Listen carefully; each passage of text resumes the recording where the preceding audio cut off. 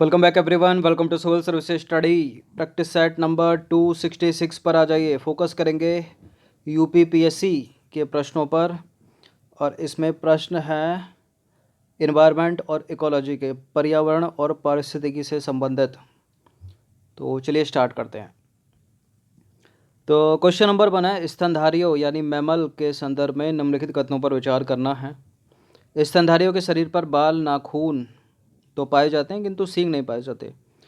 देखिए, इनमें पृथ्वी पर पाए जाने वाले अन्य जंतुओं की अपेक्षा अधिक जटिल मस्तिष्क एवं तंत्रिका तंत्र पाया जाता है। स्तनधारियों में फेफड़े अधिक विकसित नहीं होते। देखिए, अगर इन स्तनधारियों में फेफड़े अधिक विकसित नहीं होंगे तो किस में होंगे? फिर पक्षियों में होंगे क्या? गलत है तीसरा वाला स्टेटमेंट। स्तनधारियों में फेफड़े अधिक विकसित होते हैं और जटिल मस्तिष्क एवं तंत्रिका तंत्र पाया जाता है, दूसरा वाला सही है। और जैसे गाय और बुल, भेड़, बकरियां, ये सब स्तनधारी तो हैं, ठीक है। शरीर पर बाल भी पाए जाते हैं, नाखून भी पाए जाते हैं और सींग भी तो पाए जाते हैं ना इनमें। गलत है पहला वाला स्टेटमेंट। तो 1 और 3 को एलिमिनेट करो तो 1 और 3 जहाँ पर है वो नहीं होंगे। ये गया, ये गया, ये गया, केवल 2 इसका आंसर हो जाएगा बी। तो विश्व भर में स्तनधारियों की लगभग 5000 प्रजातियाँ पाई जाती हैं। स्तनधारी प्रजातियों की संख्या जो है अन्य प्रजातियों की तुलना में भले ही कम हो, पर ये पारितंत्र को सबसे अधिक प्रभावित करने वाले जंतु हैं। स्तनधारियों के शरीर पर बाल होते हैं, नखून होते हैं और केराटिन से बने हुए सींग भी होते हैं, ठीक है। स्तनधारियों में अन्य जंतुओं की अपेक्षा अधिक जटिल मस्तिष्क एवं तंत्रिका तंत्र पाया जाता है। ये प्रायः समतापी यानी वार्म ब्लडेड होते हैं। इनके फेफड़े अधिक विकसित होते हैं जो लंबे जीवन काल में श्वसन के लिए अत्यधिक सहायक होते हैं। तो पहला तीसरा गलत। आप सब लोग स्तनधारी हैं जो भी इस वीडियो को देख रहे हैं, ठीक है। मैमल्स हैं और हम भी मैमल ही हैं। क्वेश्चन नंबर 2 पर आ जाइए। आर्थ्रोपोडा समूह के अंतर्गत कौन शामिल है? तिलचट्टा, झींगा, केकड़ा। देखिए, तिलचट्टा तो है, बताइए झींगा है? चलिए झींगा भी हो गया। केकड़ा है क्या? केकड़ा भी है, तीनों है। तो इसका आंसर हो जाएगा ऑप्शन नंबर डी 1, 2, 3। तो आर्थ्रोपोडा जो है अकशेरुकी जंतु हैं। आर्थ्रोपोडा समूह के प्रजातियों की संख्या पृथ्वी पर सबसे अधिक है, ठीक है, सबसे अधिक है आर्थ्रोपोडस। इनका जो शरीर होता है वो पेट, वक्ष एवं सिर में बटा रहता है। ये प्रायः एक लिंगी होते हैं। कीट भी यानी जो इंसेक्ट होते हैं वो भी इसी प्रजाति में आते हैं, आर्थ्रोपोडस ही होते हैं वो भी। तिलचट्टा आर्थ्रोपोडस है, झींगा आर्थ्रोपोडस है, मक्खी आर्थ्रोपोडस है, केकड़ा आर्थ्रोपोडस है। क्वेश्चन नंबर 3 पर आ जाइए। निम्नलिखित कथनों पर विचार कीजिए। 3 स्टेटमेंट है यहाँ पर। जंगली गधा भारतीय मरुस्थल का प्रमुख जंतु है। ये पश्चिमी भारत के साथ साथ दक्षिणी पाकिस्तान और दक्षिण पूर्वी ईरान क्षेत्र में पाए जाते हैं। IUCN की रेड लिस्ट में ये इंडेंजर्ड है, मतलब संकटग्रस्त श्रेणी में इनको रखा गया है, जंगली गधों को। भारत में जंगली गधे गुजरात में मिलेंगे आपको। अच्छा, केवल भारत में ही है? भारत के साथ साथ दक्षिणी पाकिस्तान और दक्षिण पूर्वी ईरान में भी है। करेक्ट है, सब करेक्ट है, तीनों के तीनों डी। तो जंगली गधा भारतीय मरुस्थल का प्रमुख जंतु है और ये पश्चिमी भारत के साथ साथ दक्षिणी पाकिस्तान और दक्षिण पूर्वी ईरान क्षेत्र में पाए जाते हैं। IUCN की रेड लिस्ट में इनको जो है संकटग्रस्त यानी इंडेंजर्ड श्रेणी के अंतर्गत रखा गया है। क्वेश्चन नंबर 4 पर आ जाइए। IUCN की गंभीर रूप से संकटग्रस्त श्रेणी के संदर्भ में निम्नलिखित कथनों पर विचार करना है, यानी क्रिटिकली इंडेंजर्ड श्रेणी। जब प्रजातियों का उनके आवासों से विलुप्त होने का गंभीर खतरा बना हुआ हो तो उन्हें गंभीर संकटग्रस्त श्रेणी में रखा जाता है।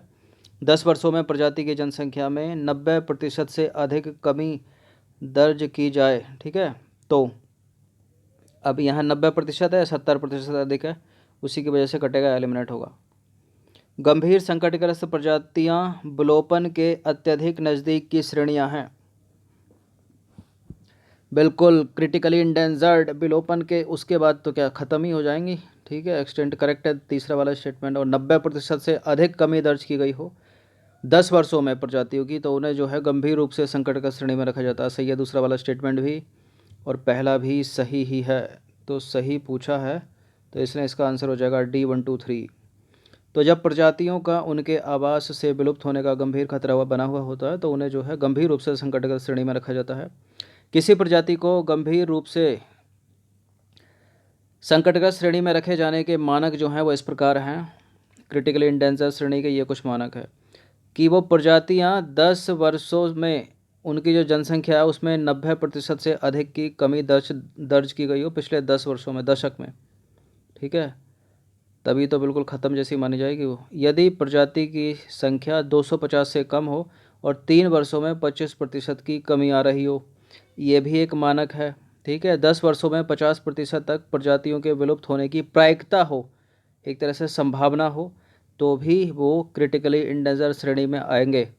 गंभीर संकटग्रस्त प्रजातियां विलोपन के अत्यधिक नज़दीक की श्रेणियां हैं, तो तीसरा वाला भी करेक्ट है, ठीक है। तो पता चल गया।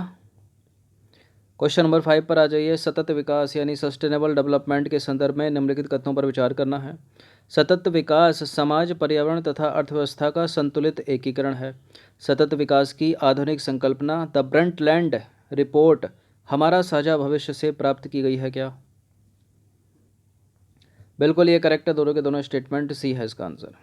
तो सतत विकास एक ऐसा विकास है जो आने वाली पीढ़ियों के हितों से समझौता किए बिना वर्तमान पीढ़ी की आवश्यकता को पूरा करता है। दूसरे शब्दों में अगर कहें तो सतत विकास समाज, पर्यावरण और अर्थव्यवस्था का संतुलित एकीकरण है। सतत विकास की संकल्पना का वास्तविक विकास 1987 में हमारा साझा भविष्य नामक रिपोर्ट, जिसे द ब्रंटलैंड रिपोर्ट के नाम से जाना जाता है, कि आने के बाद से इस शब्द का व्यापक रूप से प्रयोग किया जाने लगा। ये सब पता होना चाहिए आपको, अगर मुख्य परीक्षा में या फिर ऐसे वैसे लिखना आता है तो ये सब, इससे अच्छे मार्क्स मिलते हैं, ठीक है। देखिए, संयुक्त राष्ट्र सतत विकास के संबंध में गठित आयोग ने विकास के लिए परिवर्तन हेतु वैश्विक प्रारूप का प्रस्ताव पेश किया और इस आयोग का औपचारिक नाम पर्यावरण एवं विकास पर विश्व आयोग था। क्वेश्चन नंबर 6 पर आ जाइए। निम्नलिखित में से सतत विकास के उद्देश्य हैं: गरीबी निवारण और सतत आजीविका, प्राकृतिक और मानव निर्मित संसाधनों का संरक्षण, नवीकरणीय संसाधनों पर निर्भरता और अक्षय ऊर्जा। ये सभी हैं, उपरोक्त सभी, डी। तो मानव पृथ्वी पर तभी तक है जब तक कि वो पशु पक्षी, पेड़ पौधे या अन्य शब्दों में जैव विविधता विद्यमान है, ठीक है। देखिए, स्वतंत्र रूप से मानव का कोई अस्तित्व नहीं है, इसलिए सतत विकास की अवधारणा को अपनाते हुए निम्नलिखित उद्देश्य निर्धारित किए गए हैं: गरीबी निवारण एवं सतत विकास, पर्यावरण अनुकूलन मानवीय गतिविधियां, प्राकृतिक और मानव निर्मित संसाधनों का संरक्षण, उत्पादन अवसरों का विकास, नवीकरणीय, ठीक है, संसाधनों पर निर्भरता और ऊर्जा दक्षता। यहाँ कॉमा हटा देते हैं, नवीकरणीय संसाधनों पर निर्भरता और है ऊर्जा दक्षता। क्वेश्चन नंबर 7 पर आ जाइए। निम्नलिखित में से कौन सा सतत विकास का मूल विचार नहीं है? नवीकरणीयता, अनुकूलनशीलता, आर्थिक प्रतिबद्धता, संस्थागत प्रतिबद्धता। सतत विकास का मूलभूत विचार नवीकरणीयता है, अनुकूलनशीलता है, आर्थिक प्रतिबद्धता नहीं है, संस्थागत प्रतिबद्धता है। तो देखिए, सतत विकास के मूलभूत विचार निम्नलिखित हैं: नवीकरणीयता, प्रतिस्थापन, अंतर्निर्भरता, अनुकूलनशीलता, संस्थागत प्रतिबद्धता, ठीक है। तो संस्थागत प्रतिबद्धता है लेकिन आर्थिक प्रतिबद्धता नहीं है। क्वेश्चन नंबर 8 पर आ जाइए। भारत द्वारा अंतर्राष्ट्रीय सौर गठबंधन का निर्माण किस सम्मेलन के अंतर्गत हुआ था? बाली सम्मेलन नहीं है, डरबन सम्मेलन भी नहीं है, मराकेश सम्मेलन भी नहीं है, यह है पेरिस सम्मेलन, ऑप्शन नंबर सी। तो नवीकरणीय स्रोतों पर अपनी निर्भरता बढ़ाने के लिए वर्ष 2015 में COP21 पेरिस सम्मेलन के दौरान भारत एवं फ्रांस द्वारा अंतर्राष्ट्रीय सौर गठबंधन की शुरुआत की गई थी। और आपको कमेंट करना है, अंतर्राष्ट्रीय सौर गठबंधन का मुख्यालय कहाँ पर है, बताइए, कमेंट करिए। क्वेश्चन नंबर 9 पर आ जाइए। सतत विकास हेतु भारत के प्रयास के संदर्भ में निम्नलिखित कथनों पर विचार करना है: भारत ने जैव विविधता संबंधी समय पर अभी तक हस्ताक्षर नहीं किए हैं। राष्ट्रीय पर्यावरण नीति 2006 स्वच्छ पर्यावरण के प्रति भारत की प्रतिबद्धता को दर्शाती है। बताइए कौन सा करेक्ट है? देखिए, ऐसा तो हो नहीं सकता कि भारत ने जैव विविधता संबंधी अभी समय पर अभी तक हस्ताक्षर नहीं किए हों। गलत है पहला वाला स्टेटमेंट, ठीक है। दूसरा वाला करेक्ट है, केवल 2, ऑप्शन नंबर बी है इसका आंसर। तो भारत ने जलवायु परिवर्तन संबंधी संयुक्त राष्ट्र फ्रेमवर्क कन्वेंशन यानी UNFCCC पर हस्ताक्षर के साथ ही 1994 में 1994 में जैव विविधता अभिसमय पर भी हस्ताक्षर किए हैं। भारत सतत विकास को बढ़ावा देने के लिए अंतर्राष्ट्रीय समझौतों एवं अभिसमों का अनुपालन करने में कभी पीछे नहीं हटा है। क्वेश्चन नंबर 10 पर आ जाइए। निम्नलिखित कथनों पर विचार करना है। कुछ चार स्टेटमेंट है यहाँ पर, चलिए अब दिखाई देंगे। अब बताइए कि इनमें से कौन सा करेक्ट है। एजेंडा 21 को पृथ्वी शिखर सम्मेलन के दौरान अपनाया गया था। पृथ्वी शिखर सम्मेलन 1994 ब्राज़ील के रियो डी जेनेरियो शहर में आयोजित किया गया था। एजेंडा 21 सतत विकास हेतु वैश्विक कार्य योजना है। और चौथा है पर्यावरण एवं विकास संबंधी रियो घोषणा पत्र पर पृथ्वी शिखर सम्मेलन के दौरान सहमति बनी थी। अलग अलग स्टेटमेंट अपनी अलग अलग भूमिका रखता है, अलग अलग पूछा जा सकता है। और एजेंडा 21 किससे संबंधित है? 4 ऑप्शन बना के यूपीएससी ऑलरेडी प्रश्न कर चुकी है, 15 में या 16 में। पहला स्टेटमेंट करेक्ट है, एजेंडा 21 को पृथ्वी शिखर सम्मेलन के दौरान अपनाया गया था। दूसरा स्टेटमेंट गलत है, पृथ्वी शिखर सम्मेलन 1992 है। ये इम्पोर्टेंट है डेट, ठीक है, 1992 है, 94 में नहीं है। 1992 ब्राज़ील के रियो डी जेनेरियो शहर में आयोजित किया गया था पृथ्वी शिखर सम्मेलन। एजेंडा 21 सतत विकास हेतु वैश्विक कार्य योजना है, ये करेक्ट है। पर्यावरण एवं विकास संबंधी रियो घोषणा पत्र पर पृथ्वी शिखर सम्मेलन के दौरान सहमति बनी थी, यानी 1992 में।